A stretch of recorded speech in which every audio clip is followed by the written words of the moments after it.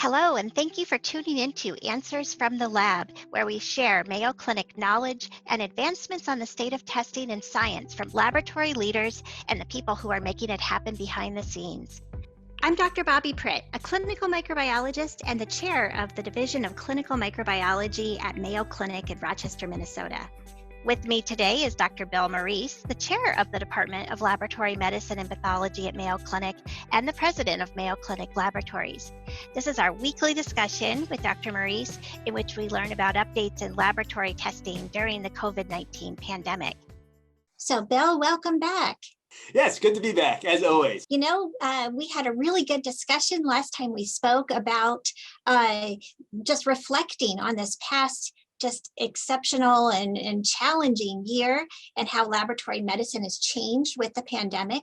And we talked about the challenges, successes, some of the silver linings of how laboratory and communication about what the laboratory does with the public has really risen to prominence.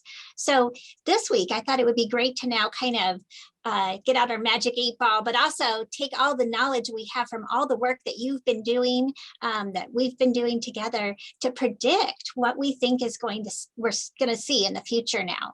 What the future of laboratory medicine is going to look like. And of course, that's what people asked us to talk about, right? We did the Twitter poll, and that's what people want us to talk about. So in some respects, we owe them that because we talked a lot about the past year. And now I think the past year is really important because it's so dramatic in terms of a global event, and it's had such a laser focus on diagnostics, right?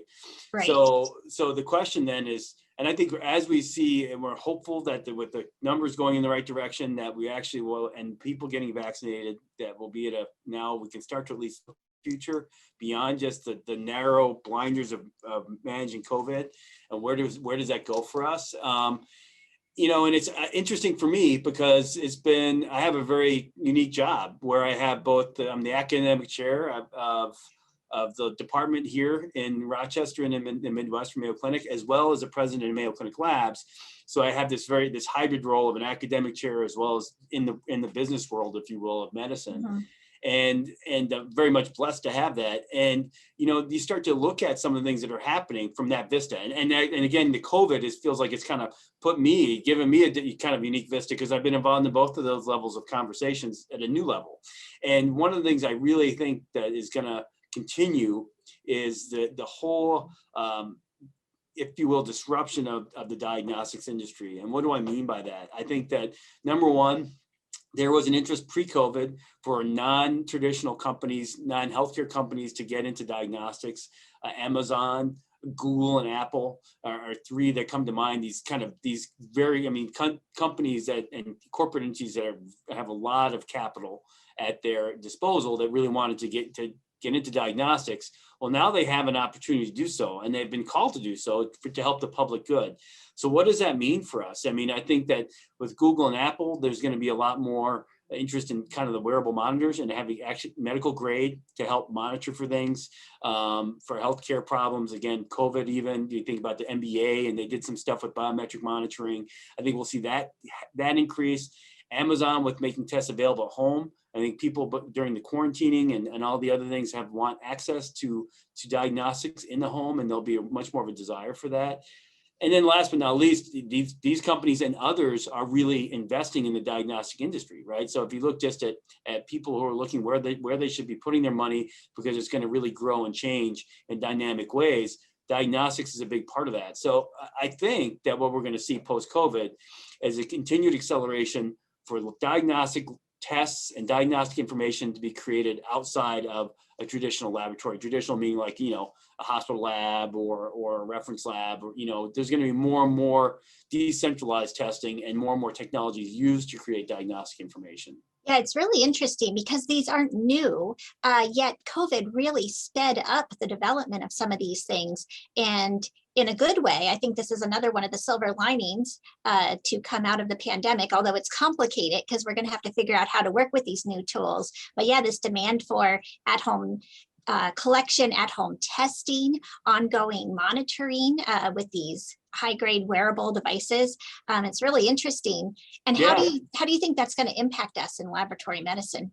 First of all, I think you're exactly right. If you think about where we're headed with healthcare and healthcare costs, as soon as a patient shows up at a hospital, that starts to cost money to take care of that individual. Now, so you really want them there when they need to be there.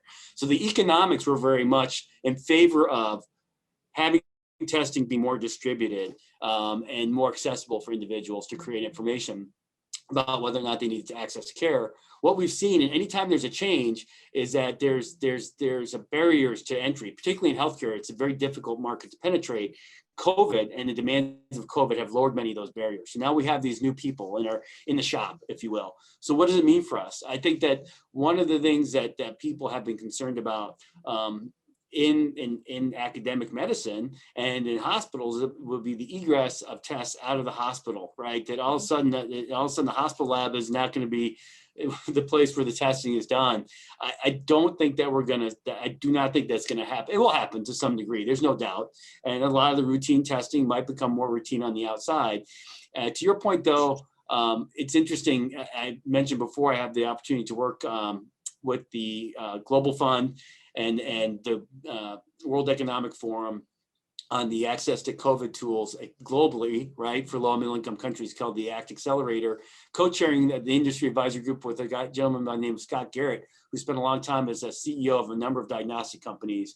And he mentioned that, we thought that this was going to be the wave 15 years ago, but it turns out people don't want to measure their calcium every day at home. There's not a lot of analytes that need this. So it's, right. It's not like everything's just going to go and then people aren't going to be showing up for tests anymore. So it's going to be, how does the lab, I think the two things for the hospital lab and for us as laboratory medicine professionals will be, how do we ingest that information? How do we bring it in and make it part? Because we know people get frustrated if we have to repeat it, right? If you get to do something at home and the first thing you do when you show up to hospitals, you have to repeat everything that was done, it's going to make people unhappy because then they might end up having to pay for it themselves and those sorts of things. And we're just going to have to strike the right balance to understand what information is still best created in the hospital versus not. And also really working with FDA and other regulators to say, how do we make sure that information is of sufficient quality, right? I think they're, again, so really not thinking about regulation as a problem or a challenge, which it is, but also thinking it's something that's going to be important that we participate in, so that we can help understand and provide knowledge around how can we determine if these tests are actually medical grade, if you will. It's interesting you mentioned the FDA. We've certainly gained a lot of experience working with them, and they've really wanted things to work for the clinical diagnostic laboratories. And as you know, we got an emergency use authorization for our SARS-CoV-2 nucleic acid amplification test that we developed here at Mayo Clinic. So it's possible for clinical labs to work through FDA. And I do think as laboratory professionals, we need to play a role and have a voice in the quality of the tests that are being produced. And also, what's the role of CLIA and CMS versus the role of FDA in regulating these things? Yeah, so lots of things to think about, Bill. What do you think are the most important things people should take away right now?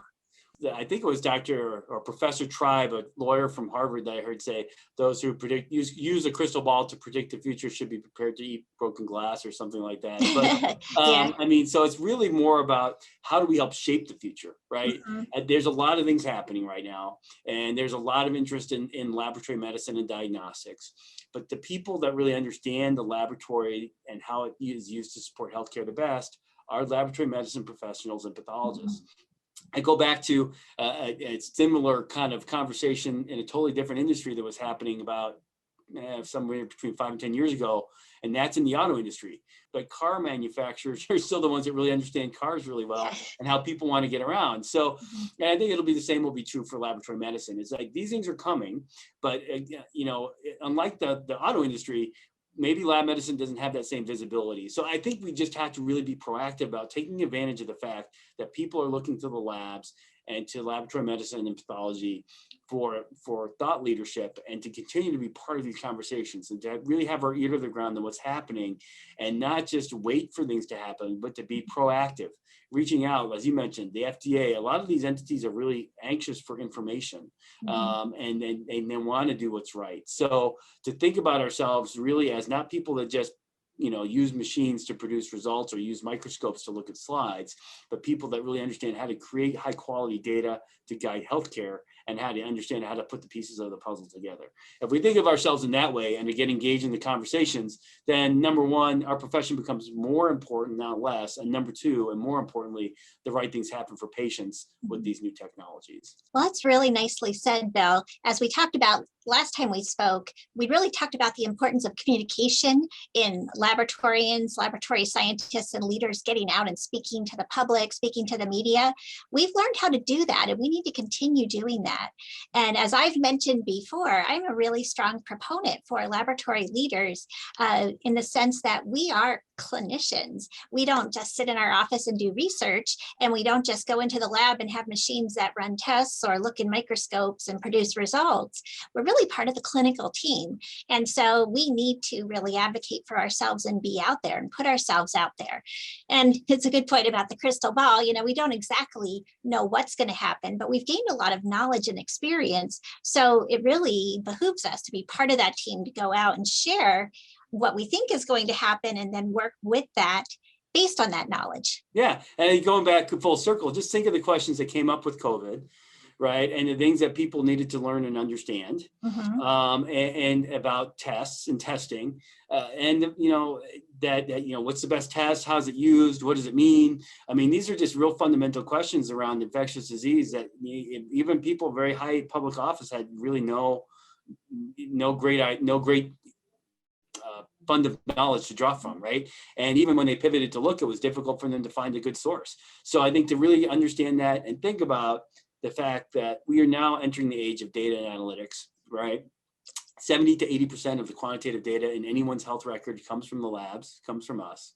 So now should be the time where our profession, to your point, is really looked at as clinicians that understand how to create high quality data and how to use that data and put pieces of data together to draw conclusions. So it's not just about a COVID test. It's about, is someone safe to go on an airplane, or what's their risk of infection, or what's their risk of getting severely ill? The real questions around COVID have to be answered over and over and over again through healthcare. New technologies will come that create the data. We have to be positioned to help society understand what are the best technologies, and then what's the right answer. Yeah, and I'll add to that and say that also as laboratory scientists and leaders, we need to be considering our local population and adapting tests that are going to really suit our population that we serve. And that would argue against taking everything out of, into a centralized model where all the testing goes to some big laboratory. You still need the role of your local laboratory leaders, because each local environment may be slightly different. And a test that's good for one person may not be for another, but also working with the patients, working with the other physicians, other clinicians, and then looking at test utilization, making sure the right tests are being ordered for the right patients at the right time. There's all sorts of opportunities. There's that. Yeah. I think back to, we've talked about it before, early in the pandemic, that someone personally reached out to me from one of the Native American tribes here in the state of Minnesota about the fact that they were so concerned they weren't going to get access to COVID testing. And you start thinking about what are the needs of, in terms of equity of healthcare, right? Getting testing out to the right people, and not just in the country, but around the globe. There's all sorts of opportunities for us to really do good things with our knowledge and our understanding about how labs can be used to shape healthcare. And to your point, understand some parts of this country struggle for good healthcare because they just don't have access to basic kind of testing that can help identify chronic diseases that need to be managed. So lots and lots of opportunities for us. Yeah, I agree. Well, I think we've answered the question, what does the future of laboratory medicine look like? I think it's exciting. There's a lot of things going on. Do you have any final takeaway messages for our listeners? Yeah, you said it really well. So let's not get too fatigued by everything that's happened with COVID. Let's get energized by the possibilities that have been created for us, and let's charge forward. Let's go. Let's do it. Awesome. Let's do it. All right. Well, thanks again, Bill. Great speaking with you. Yes, I always enjoy it. It's another durable thing from the pandemic, at least semi-durable, our weekly podcast, which I really enjoy. Yeah, me too. Thank you so much for tuning in to Answers from the Lab. Be sure to subscribe to this podcast, and don't forget to tune in every Thursday and every other Tuesday.